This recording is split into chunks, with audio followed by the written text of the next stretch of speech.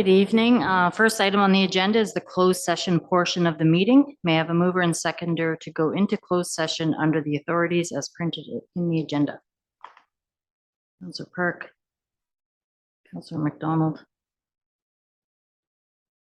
All in favor? All hands rising, motion's carried.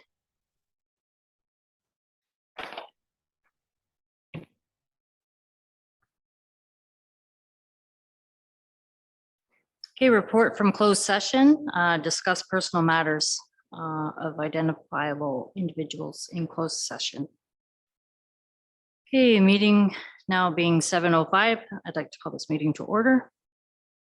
First item on the agenda is the traditional territory acknowledgement, followed by a moment of silence. Council of the Township of Red Rock hereby acknowledges that we are on the traditional territory of the Robinson Superior Treaty and that the land we gather on is home to the Red Rock Indian Band, the Anishinaabe, and the Métis people.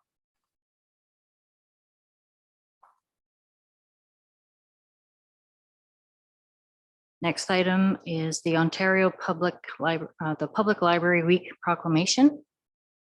Whereas the public library offers access to information, and whereas the public library supports personal growth, economic renewal, and quality of life, and whereas we recognize that the board and staff of the Red Rock Public Library provide a vital service to our community. Now therefore, I, Darkese Robinson, Mayor of Red Rock, hereby proclaim October 16th to the 22nd, 2022 to be Ontario Public Library Week in the Township of Red Rock, and I encourage every person to use the public library this week and throughout the year. Is there a mover and seconder for motion to proclaim October 16th to the 22nd of 2022 as Ontario Public Library Week in the Township of Red Rock? Councillor Muir, Councillor Park. All in favor? All hands rising, motion is carried.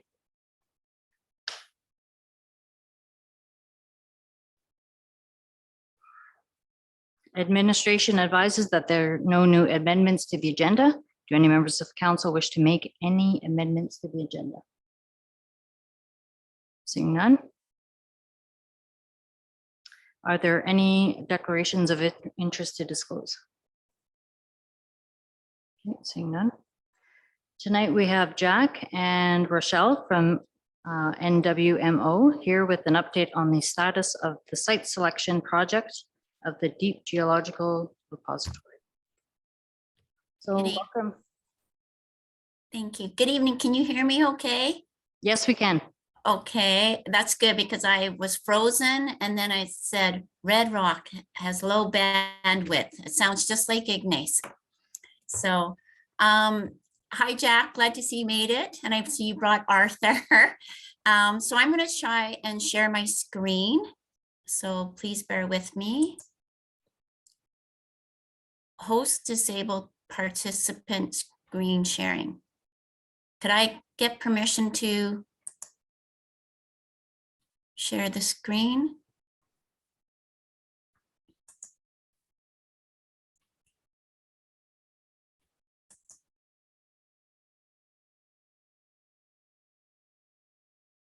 All right, that's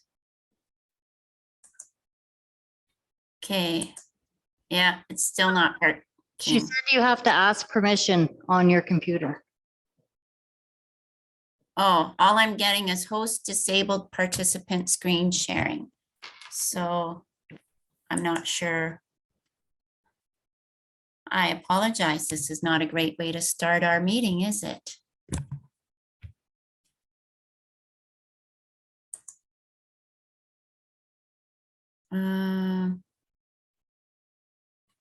Any suggestions on where I would go to ask to?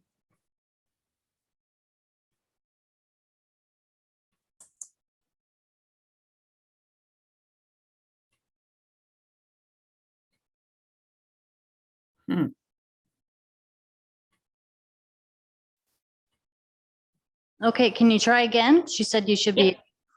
Okay, yep. Thank you very much. And share. Now, can you see this?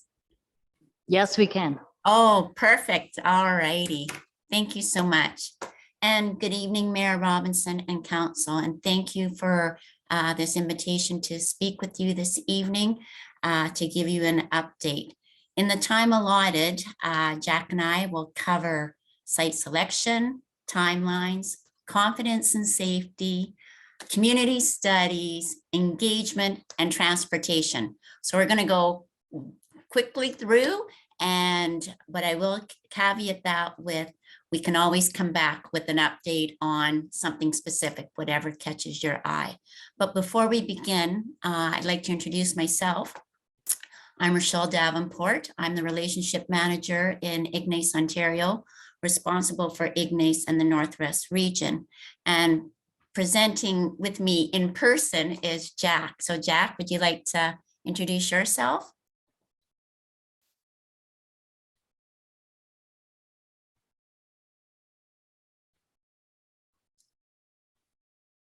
And I also see that we have Arthur Moore. So Arthur.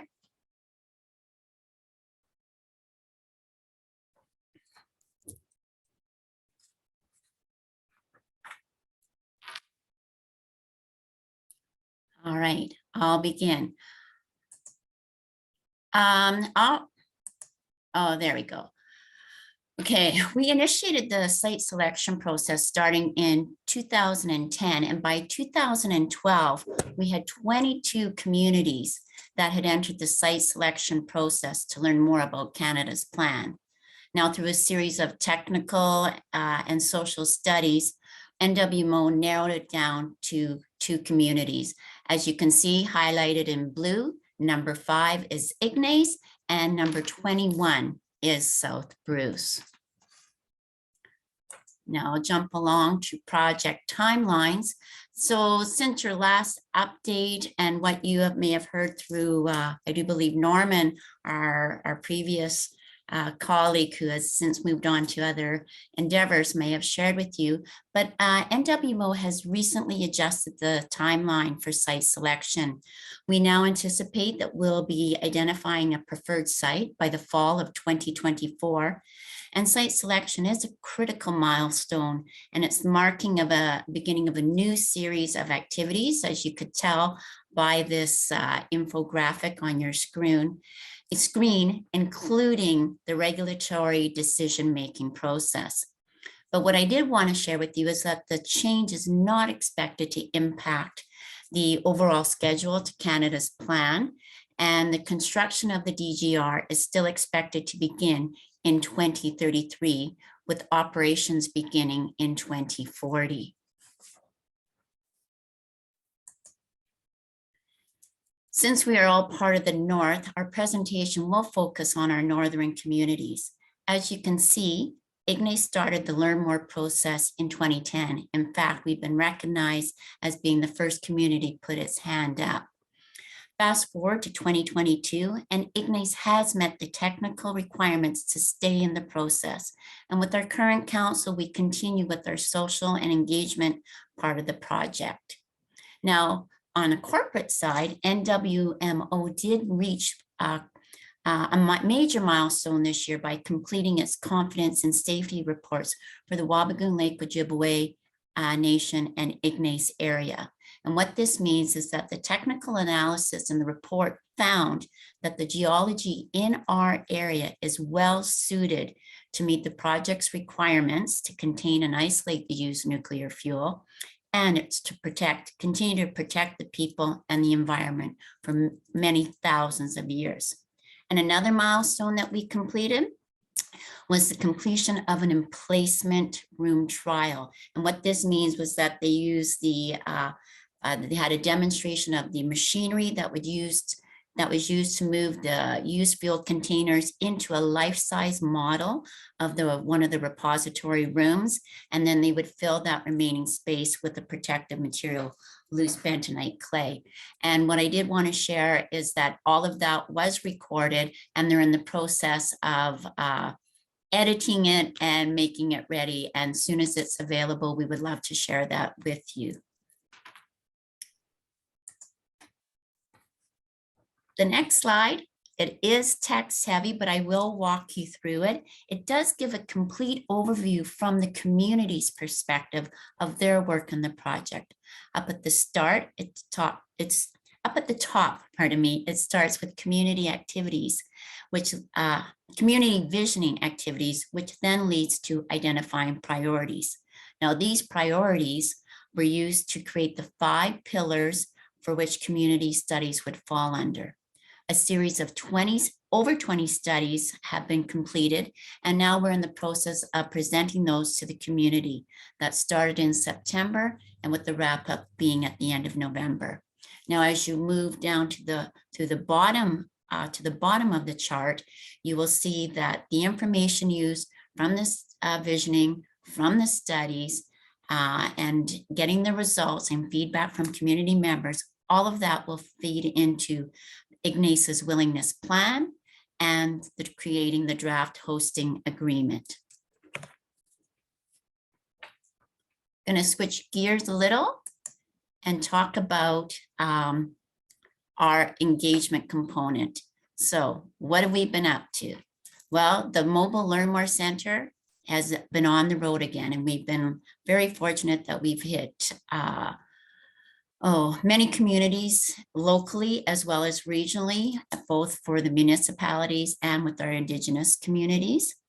Our Ignace, when the second picture to on the top row, this is showing you that our Ignace Learn More Center office has reopened, and we're open to have guests and visitors and presentations and using our building as a community office. We've also just recently opened our Dryden office to help us with our regional engagement. And then we also are continuing on with engagement at both a local and a regional level. And some other type of engagements that we do are in-kind support, where staff donates their time to participate in community events, such as the Tim Hortons Smile Cookie Campaign, a trick or eat event where we're there to collect food, non-perishable foods for our local food banks, or something as opening up our rec center so that the youth have a place to go and participate in sporting activities. And last but not least, we continue to do community investments, and we do that to help foster well-being in the community. And that community investment program is both local and regional. And so, for example, we supported a youth sailing program in Dryden, and then we did a sponsorship for the Manitouage ATV Jamboree. So now I'm going to ask Jack to take over for the presentation, and where he will talk about Indigenous knowledge, Indigenous engagement, and transportation. So Jack, I know you also had some different slides, so do you want me to stop sharing? I can't hear you at all, Jack.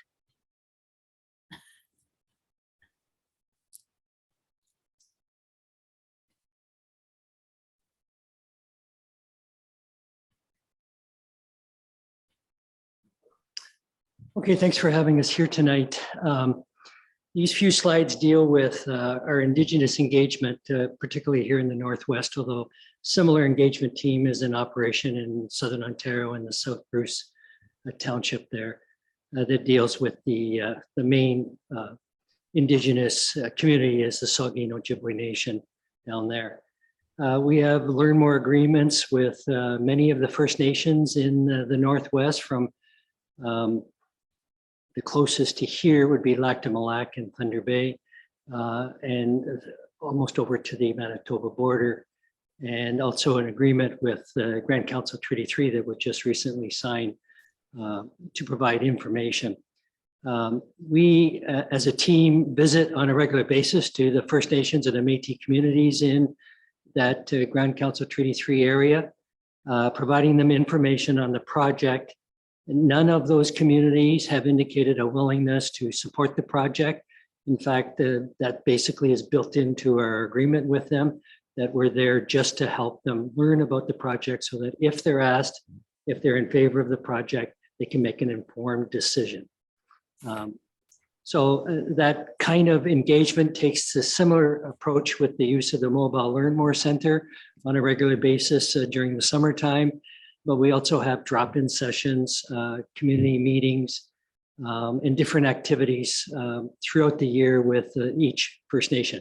Each one usually has a community liaison who sets up meetings, and they'll deal with different aspects of events in the community where they want us to participate and provide information. Sometimes it's general information, and then sometimes it's very specific information dealing with such topics as radiation, water safety, and transportation. So that's what we do in this area. And Arthur, who is a former chief from Constance Lake First Nation, is on our team now as an advisor, and provides us regular guidance and when we go out into the community. He's been doing this for a long time.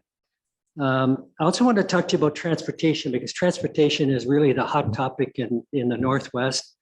A lot of people are concerned about the number of accidents that occur in the Northwest on our highways, the transport accidents. First of all, everyone should know that there will not be any, even if we locate here, and it's not for certain that we will locate here, there's still two locations being considered.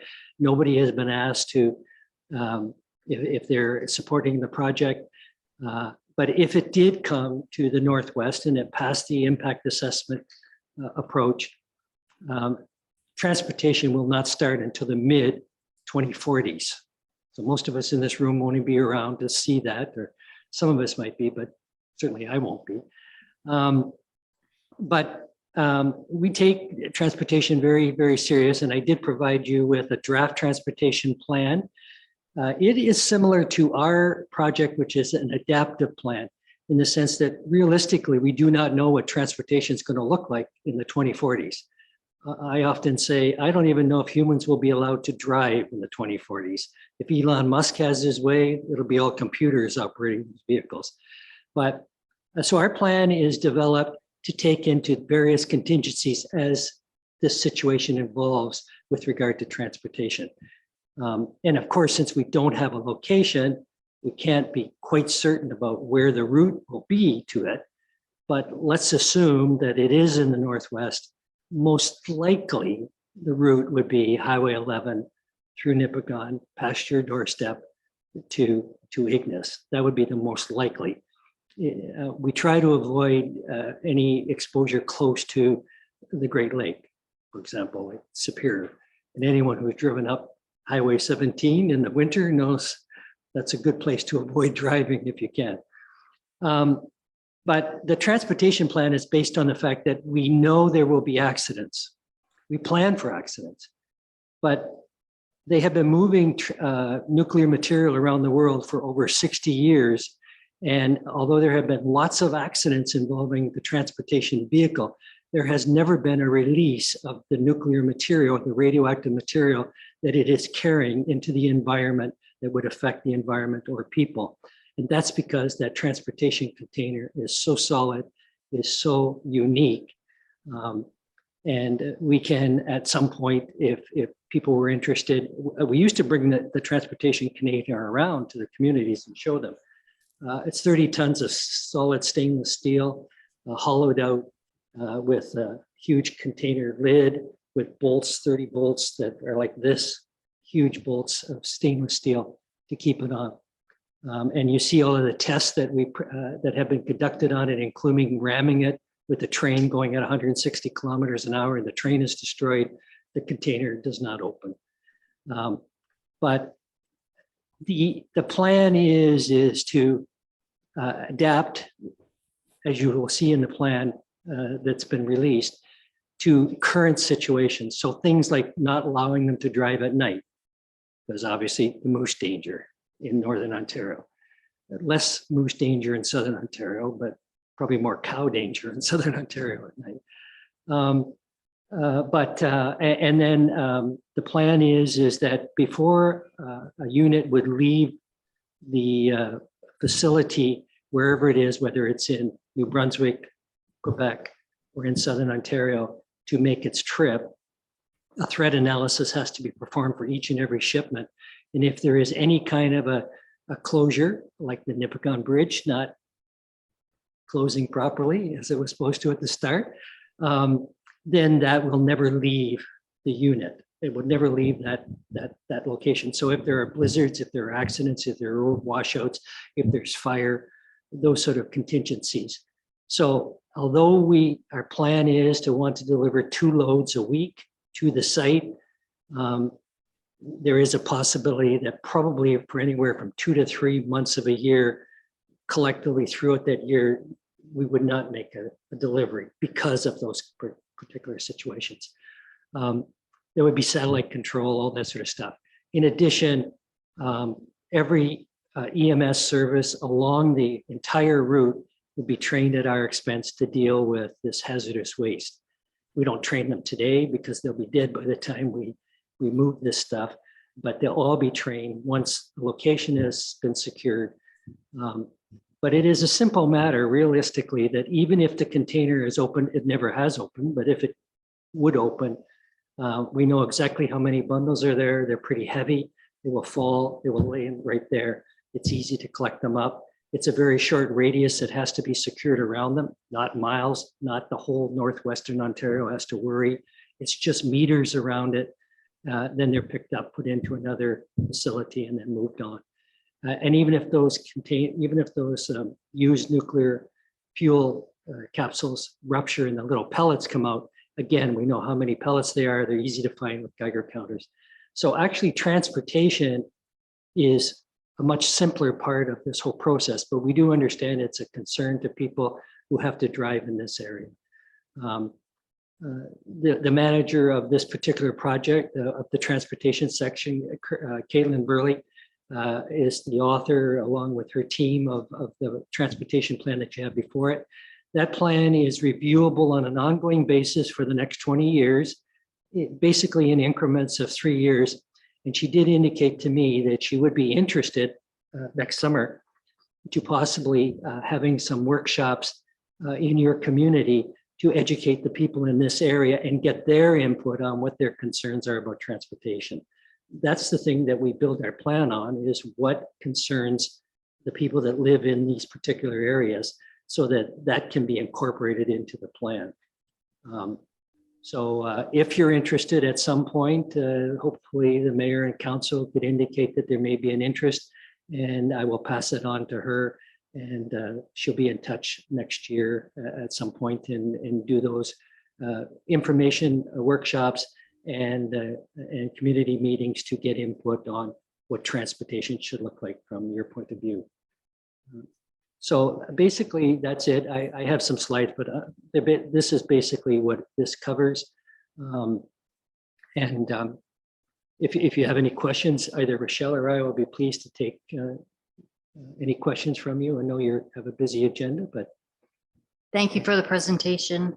I learned a lot just tonight, because I was assuming that there was hundreds of vehicles on a daily basis going to be traveling up and down the road. So, you know, it does make it a little more tolerable if it is to come up this way. Yeah. But it's only a couple of vehicles a week. We're still looking at 2 modes of transportation. First is completely by road, or rail and road. There are no rail lines that run right to the location in Southern Ontario, and particularly to the Bruce Power facility, which has the most waste in Ontario, the largest portion of the waste. So if we were located in the north, they would have to truck it out to a train location if we are using primarily train. We haven't ruled out either one of those, but I was asked out in the hallway, how about water?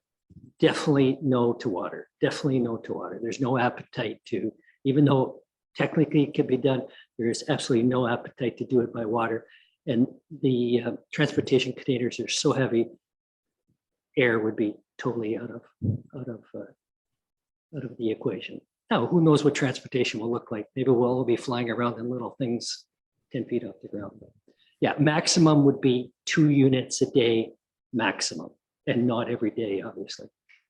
Are there any questions? Oh, Councillor McDonald. I just have a question on why you would consider somewhere so north versus South Bruce, like when transportation would cost you millions. Excellent question. You're not the first to ask it, but I'm glad you did ask it. The difference is that we don't pick the location. We asked when we first started this process, what communities in Canada would be interested in learning about the project and possibly hosting it.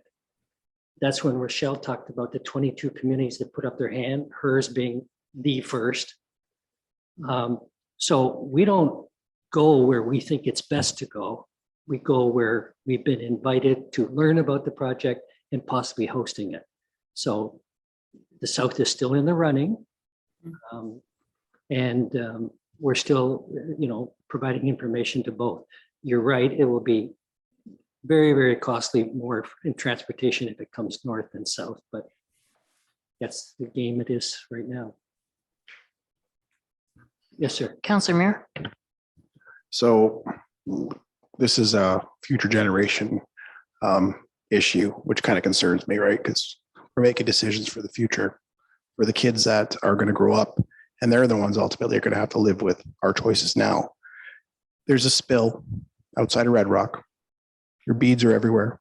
Where's the soil going? Because you're going to have to dig up a bunch of soil. So where's the contaminated soil going? The soil won't be contaminated. Once the radioactivity is with the pellet, once you pick up the pellet, the radiation goes with the pellet. Only if it was dissolved into the water or dissolved into the soil would that soil be contaminated. So yes, if that pellet fell on grass, that grass would die this year. But when you pick it up, that's not radioactive anymore. That's just dead grass this year. It'll come back next spring. So now that's why you have to pick up everything. But when you know exactly how much there is, and it is so heavy that it'll land right where the accident is, if it opens, in the unlikely event that it might open. So it won't be the issue of contamination coil. Many of our transportation experts say the worst problem about an accident is not what's in the container, but it's what comes out of the truck. The diesel fuel, the oil that has to be taken away, that doesn't just disappear. I think it would be great for next year if there's going to be some community involvement, if Red Rock is added to that list. Because honestly, myself, and I'm sure others are thinking that it's a transport truck, like it's liquid fuel that's, liquid in the back of that container, right? So again, just, 20 minutes here, we've learned a bit and, what it's like. So there's obviously a lot more that all of us can learn. It is possible that Rochelle can arrange for the mobile transportation, the Mobile Learn More Center, because we bring it up from Southern Ontario, to spend some time here. And it basically is a huge trailer, as you can see, and people can go through it and see the whole process of what we do and see that it's not a liquid, it's a little ceramic pellet that would take thousands and thousands of years to dissolve in water, and the 5 barriers that we have and all that sort of stuff.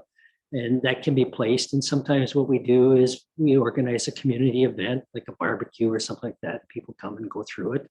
And Rochelle's staff and some of the Indigenous staff are there to answer questions of people. And if we don't have the answers, then we bring the experts in to get you the answers. So if Yes, you're interested in that, Jack, if I may, what I was going to say, absolutely, we would love to include you in learning about transportation, and even prior to being involved in some type of a community event, if it pleases the council, we could arrange for a transportation presentation. But like Jack said, we could add you to our list and have our mobile Learn More Center. It's the top picture there. It's the mini version of our office so that people can see the whole process. And there is information about the transportation, what a model of how the fuel is transported in the used fuel transportation package. So if that so interests council, we would gladly arrange for that.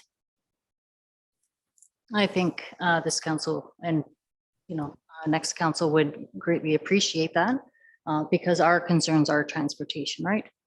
And the area around and also having Lake Superior here. So any other questions or comments? Seeing none. Okay, thank you very much. Very informative. Thank you. Great. Thank you very much. Have a good night. You too.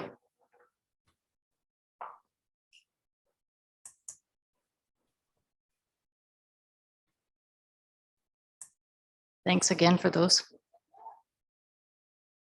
Okay, the minutes of the last regular meeting, October 3rd, are at items 5.1 in the agenda. Are there any errors or omissions to note in the minutes?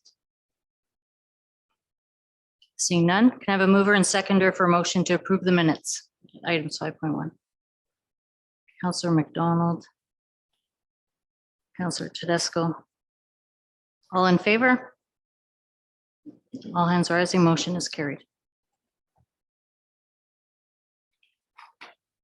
Correspondence, item 6.1, information purposes only relating to a thank you from the Ministry of Municipal Affairs and Housing. Do any members of council have any questions?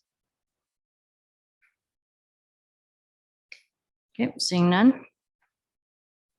8.1, a report from the Director of Operations.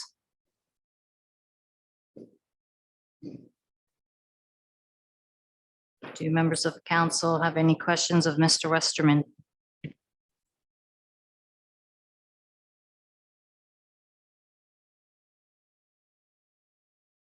Councillor McDonald. Did the paving get started today? Yes, I believe it did.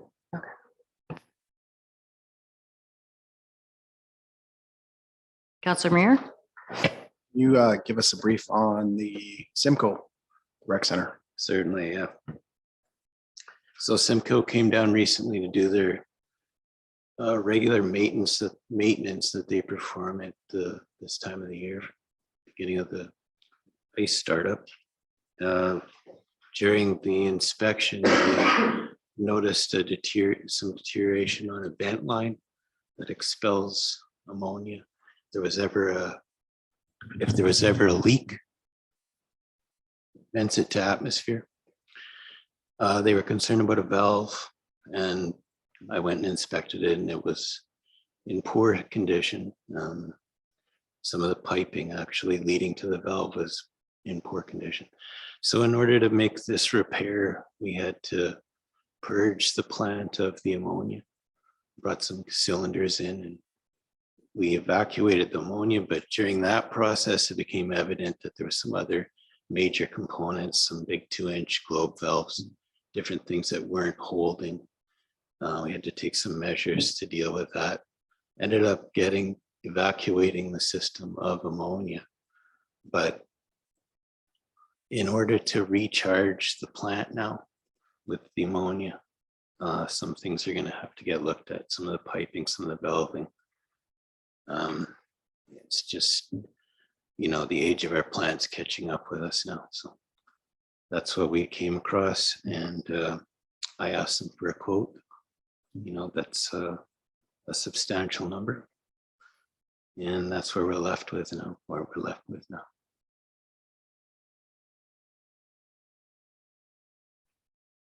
Councillor Tedesco.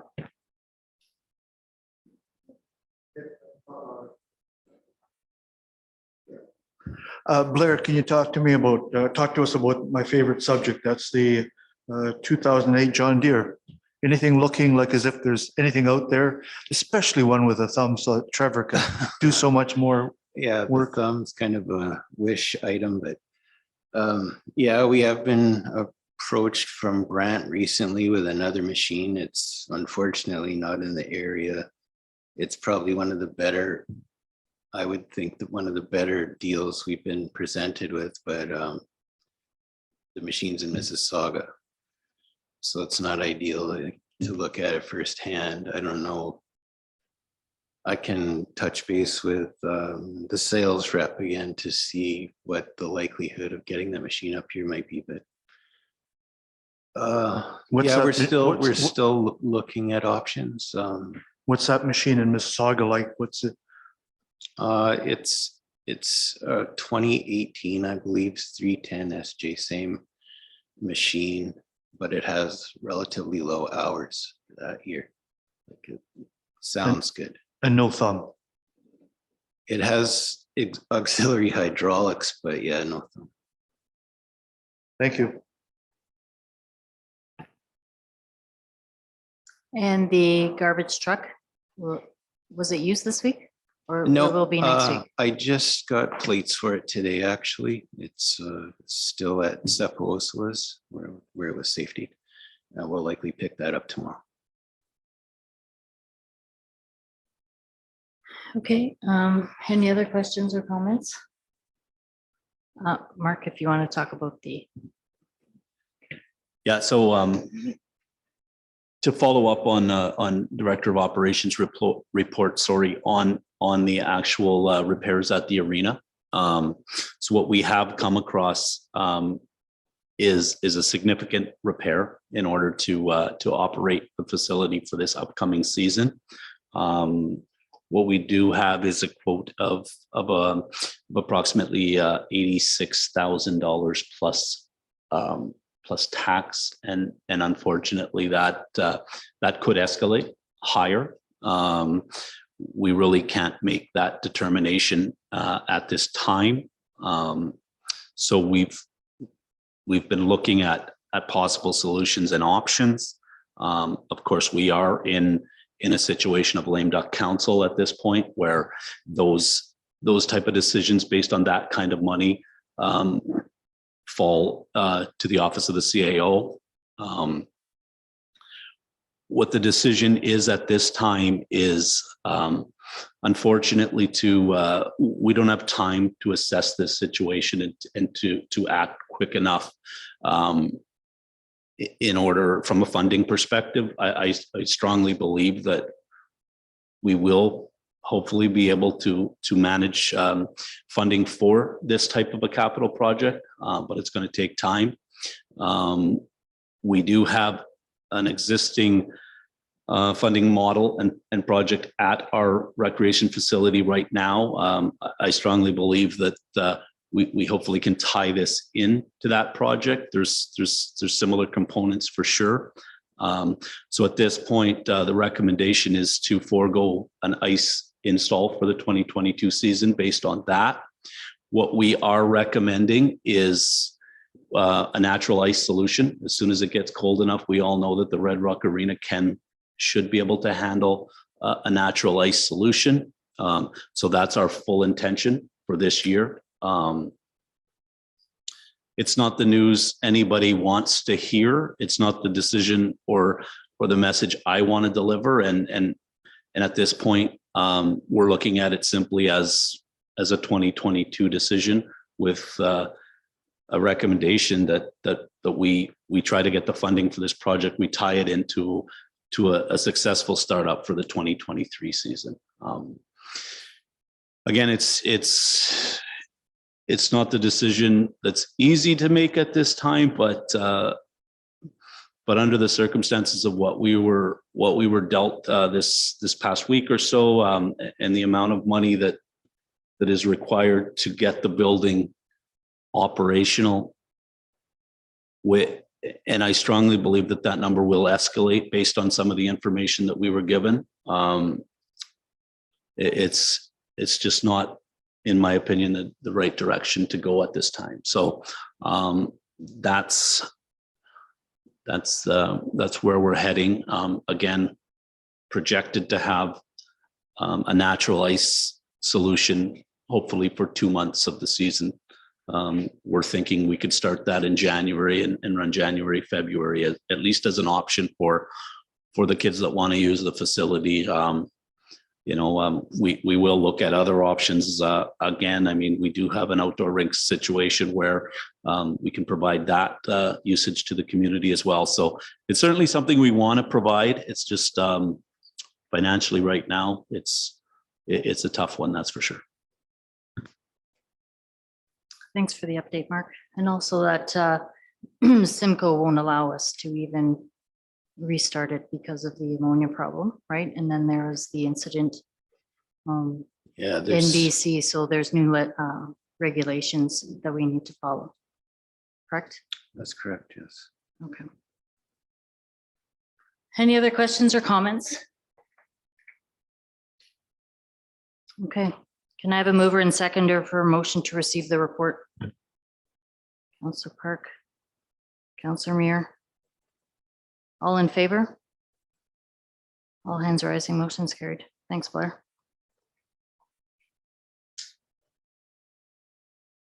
Next report is from Chief Petrie. Do members of council have any questions of Mr. Petrie?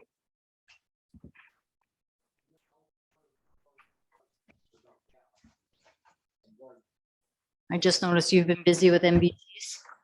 And that's been, Yeah, we've been running the highway quite a bit here in the last month here, so we're expecting it to be a little bit more busier this year. I don't understand why we got a double highway now, which we would have thought that would be a little bit safer, but we're still having some major issues with animals and some drivers up there. So any questions or comments for Chief Petrie? Okay, seeing none. Is there a mover and seconder for a motion to receive the report? Councillor Park, Councillor Tedesco. All in favor? All hands rising, motion's carried. Thanks, Ryan. thank you.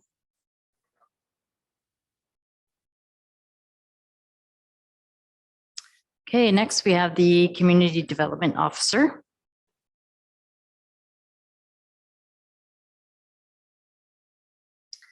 Do any members of council have any questions of Ms. Davis? Councillor Muir. So I had a question with regards to, sorry, the writing's so small in here. The recreation rehabilitation. Just you get a little brief on that for us, just where they're at.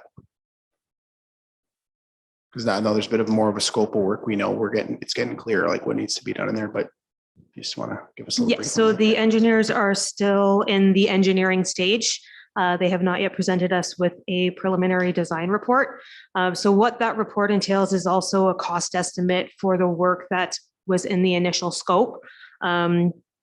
So similar with some additional hiccups that have been happening around the recreation center, if we do wish to add those into the project scope for the recreation center rehabilitation project, that will end up adjusting the costing and the project scope. So right now they're working on the initial project scope that was approved as part of the funding. The engineering team has been on site a couple times to take a look at the various components of it. So they're still in that the design report. So what happens is they present that initial report to us with the costing. We review it, it goes back to them, and there's a lot of back and forth. So right now, once that engineering report gets approved, then it goes to tender. So we're on track to do the tendering process the end of 2022, early 2023, with construction starting July 1st, 2023. At this stage with no further adjustments. So can you just tell us what the initial grant, the funding amount was? Just because it's been a while, Yes. right? So the initial project amount was $1.8 million.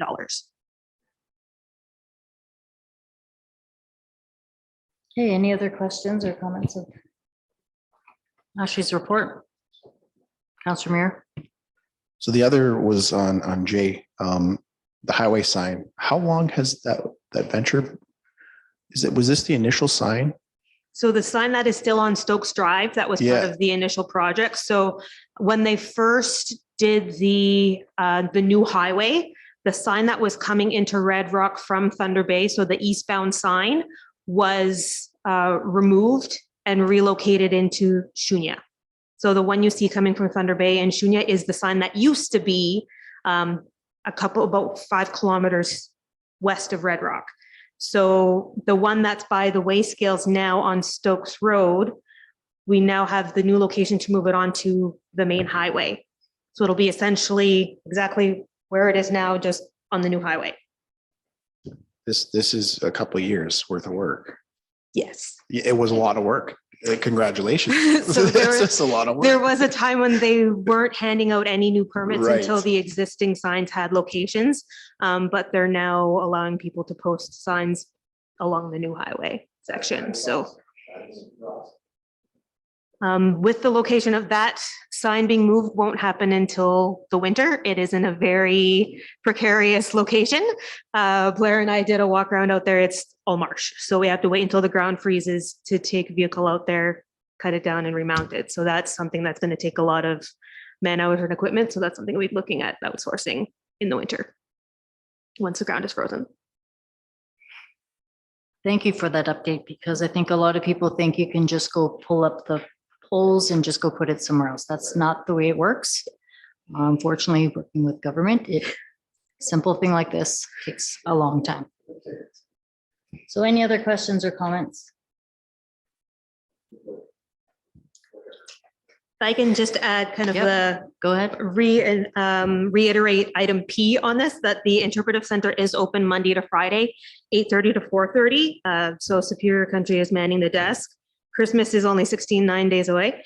So if anybody's interested in purchasing souvenirs for family or friends, the Superior Treasure Gift Shop is open. Way to plug that in there. Great job. Okay, is there a mover and seconder for a motion to receive the report? Councillor Muir, Councillor McDonald. All in favor? All hands rising, motion's carried. What did I do, Nick?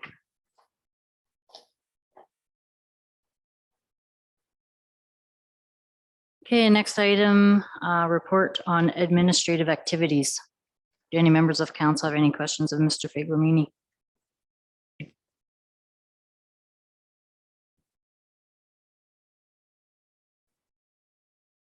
Councillor Tedesco.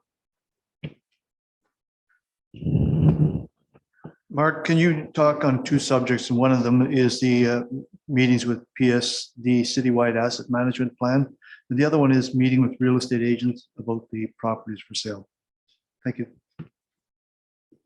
Yes, certainly. So PSD citywide, that is an agenda item coming up. That is the first stage of the asset management plan, the compliance piece that is ready and has been reviewed by council. Now, I believe it was presented 2 meetings ago. So this is stage 1 of the compliance piece. So this piece is in front of you this evening.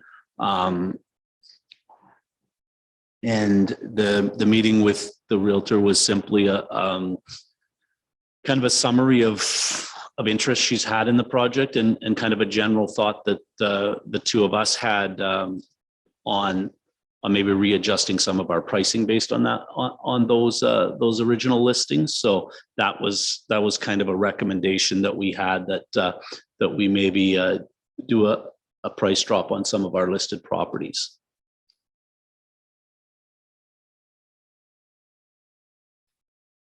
Any other questions or comments on his report? Can you just go over again the election dates and times? Certainly, yeah. So this Wednesday, in this exact location, will be advanced polls. I believe 10 a.m. to 8 p.m. And Monday evening is election day. So again, same times right here in this building will be 10 a.m. till 8 p.m. that evening. And if somebody needs a proxy vote, they have to go to the municipal office during working hours and have the document signed, right? From yourself. Yes, so that they can pick that up at the municipal office because we will be on site for the election Wednesday. That will be available here for the proxy. And I guess the final timeline for any proxy will be the Friday of closing before the Monday's election. So this coming Friday, 4:30 p.m. You have until that time to come into the office. Okay, thank you. Again, any other questions or comments? The only other thing is I just would like to just a small update on the official grand opening at the wastewater plant. As of today, it looks like I'd like to report, and I'd like to say that it's final. It looks like Friday, the 28th of October, 3 p.m.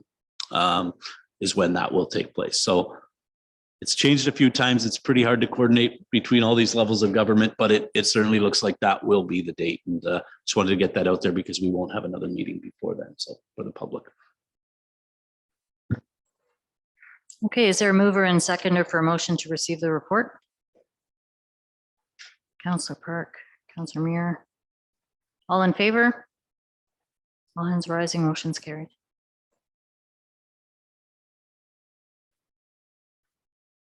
Okay, next item 11.1 is the asset management plan from PSD Citywide that was deferred from a previous meeting. The plan requires council's approval. Does council have any questions of administration?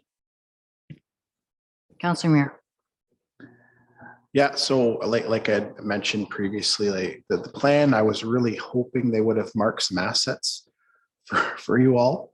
I thought that was part of it. I do apologize because I mean, this is a pretty good document, but the biggest part is writing down those assets and getting everything. So still lots of work to be done, and hopefully they can pony out some money to have that completed so that it doesn't have to be done in-house. That would be huge if they can go around, mark everything. I'm really hoping, you know, there's some money for that in the future. I really, really do. This gives you a nice little baseline, but again, start putting plans together. It'd be nice to have all that documentation there. So get a true, but other than that, some good stuff in here.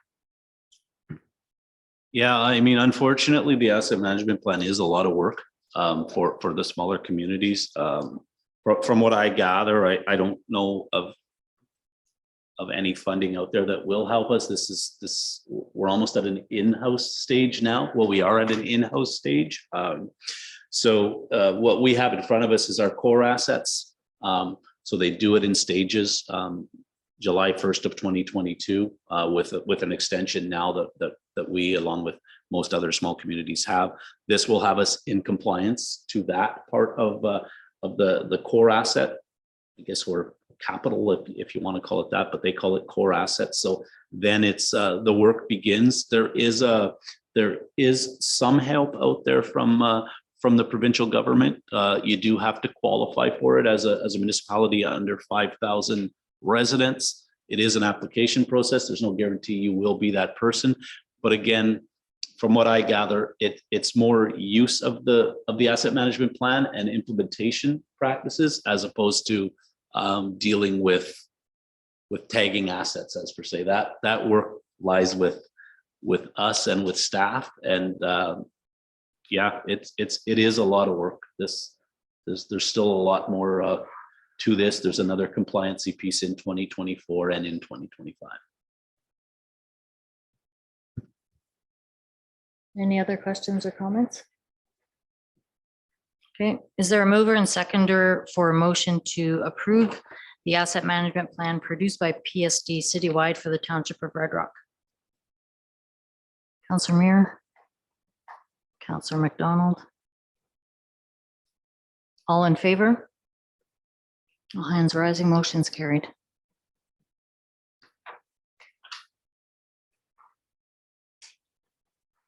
Okay, next item is bylaw to confirm proceedings of council.